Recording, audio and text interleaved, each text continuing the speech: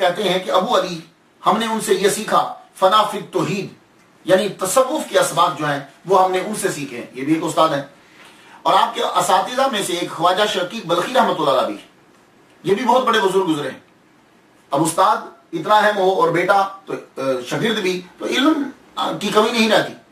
یہ خواجہ بلخی رحمۃ اللہ علیہ جو ہیں اتنے بڑے بزرگ اور تصوف اللہ اکبر اور فنا فی التوحید کہ جہاد کر رہے ہیں، این جنگ کے اندر بیچ دونوں گروپ کے لیٹ گئے اور سو گئے اور اوپر ڈھال رکھ لی. تو حضرت حاتم اصم فرماتے ہیں، کہتے ہیں کہ میں نے خود ان کے خراٹوں کی آواز سنی. تو یہ بھی ان کے اساتذہ. ابو زکریا یحییٰ معاذ رازی یہ بھی آپ کے اساتذہ میں ہیں.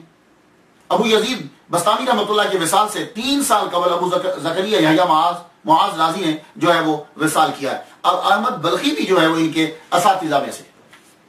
اب یہ علم جو ہے آپ نے حاصل کیا، تو آدمی علم حاصل کرنا، تصوف میں آنا، یہ ابتدائی چیزیں ہیں. اصل شے ہوتی ہے کہ ولی نے کمال کب حاصل کیا ہے. یہ بھی ایک اہم ٹرننگ پوائنٹ ہوتا ہے کہ جس چیز میں ولی کامل لگا تھا، وہ تصوف کی جس میں آغاز کیا تھا، اس کے کمال میں پہنچا کب. تو انہی کی زبانیں سن لیجیے. فرماتے ہیں کہ ماں کو چھوڑ کر گیا تھا کہ اللہ کا قرب مل جائے گا، اللہ کا قرب مل جائے گا. 30 سال تک صحراؤں میں بیابانوں میں پھرتا رہا.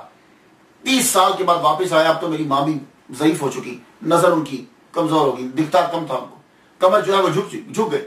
میں گھر واپس آیا تو میری ماں وضو کر رہی تھی، اور جانتے ہو کہ وضو کرتے ہوئے کیا کہہ رہی تھی؟ میں دروازے کے پاس کھڑا ہو گیا تو میری ماں وضو کرتے ہوئے کہہ رہی تھی اللہ سے دعا کہ تو یا اللہ میرے مسافر کو آرام سے رکھنا. اپنے بیٹا گھر سے چلے گیا، میرے مسافر کو آرام سے رکھنا. اور یہ دوسرا جملہ سننے والا ہے، شاید ہی کسی نے اس طرح دعا کی ہو اپنے بچے کے لیے کہ اے اللہ میرے مسافر کو آرام سے رکھنا اور بزرگوں کو اس سے خوش رکھنا. یہ دعا کا دوسرا جملہ بڑا غضب کا ہے. میں نے پہلی مرتبہ سنا کہ ماں یہ کہہ رہی ہے کہ بزرگوں کو اس سے خوش رکھنا. آپ بھی کبھی سوچئے گا بیٹھ کر، صرف سن نہ لیا کریں، اس پہ تحقیق کیا کریں کہ بزرگوں کو اس سے خوش رکھنا کیا مطلب؟ میرا بیٹا باادب رہے، کیونکہ جب بزرگ خوش نہیں رہتے تو پھر رحمت نازل نہیں ہوتی. تو بزرگوں کو میرے بیٹے سے خوش رکھنا. اللہ، یہ نیک لوگ ہی ایسی جملے اور ایسی دعائیں بول سکتے ہیں. تو کہتے ہیں کہ ابو یزید بستامی رحمۃ اللہ فرماتے ہیں کہ میں رونے لگ گیا اپنی ماں کی بات، یہ جملہ سن کے رونے لگا. میرا رونا میری ماں نے سنا تو کھڑی، کون ہے؟ کہا ماں تیرا مسافر. ماں کھڑی ہو گئی، سینے سے لگایا، بیٹے تو آ گیا؟ اللہ اکبر چلا. کہا ماں میں واپس آ گیا، اب میں تیری خدمت کروں گا. اب ماں کی سیوا کرنا شروع ہو گئے، ماں کی سیوا کرنا شروع ہوئے. ایک دن گرمیوں کا موسم ہے. ماں نے کہا بیٹے جاؤ جا کے دروازہ بند کر. تو آپ نے دیکھے گاؤں کے دروازے، ان کے 2 تاک ہوتے ہیں، یہ 2 تاک ایسے بند ہوتا ہے نا. تو ماں کہنے لگی بیٹے ذرا دروازہ کھول دو کہ ہوا آئے، مجھے گرمی لگ رہی. تو آپ دروازہ بند کرنے کے لیے گئے تو گاؤں کے جو دروازے ہیں وہ ذرا دور ہوتے ہیں. یہ مکان تو چھوٹے ہیں، کمرے چھوٹے ہوتے ہیں. ذرا دروازہ بند کرنے کے لیے گئے، واپس خیال ہے ماں نے کون سا تاک بولا ہے، کون سی سائڈ کھولی، کہا کہ دروازے کی کھولنے کو. واپس پوچھنے آئے تو ماں سو چکی تھی. آپ کو پتا بوڑھا آدمی جو ہوتا ہے نا، وہ بیٹھے بیٹھے میں جو ایک دم سے نیند بھی آ جاتی، سو گئے. واپس دروازے کے پاس آئے تو اب کیا کریں؟ کبھی دایاں کھول دیں، اس کو بند کر دیں، کبھی اس کو بند کر دیں، اس کو کھول دیں. ساری رات اسی طرح، کبھی ایک سائڈ کھولیں دوسری سائڈ بند کریں، کبھی اس سائڈ کو کھولیں اس سائڈ کو بند کر دیں، کہ پتہ نہیں ماں جی نے کون سی سائڈ کہا تھا، بے ادبی نہ ہو جائے. ساری رات اسی طرح گزار. سردیوں کا موسم آ گیا، ماں جی بیٹھے ہوئے ہیں رات کے وقت. ماں نے کہا بیٹے جا، سونے کے بعد اٹھی ہے ماں کے پاس ہی رہتے ہیں. ماں نے کہا جاؤ بیٹے میرے لیے پانی لے کر آؤ، مجھے پیاس لگ گئی ہے. اللہ اکبر جل شانہ. اٹھے، جا کے مٹکے کو دیکھا، مٹکے پہ جب نظر پڑی تو مٹکا خالی تھا. ایک دم سے مٹکا اٹھایا، سردیوں کا موسم ہے، دوڑے ہوئے گئے کنویں پہ جا کے پانی لینے کا. آپ کو یاد ہے کہ گاؤں کے لوگ جو ہوتے ہیں وہ کنویں سے پانی لاتے ہیں.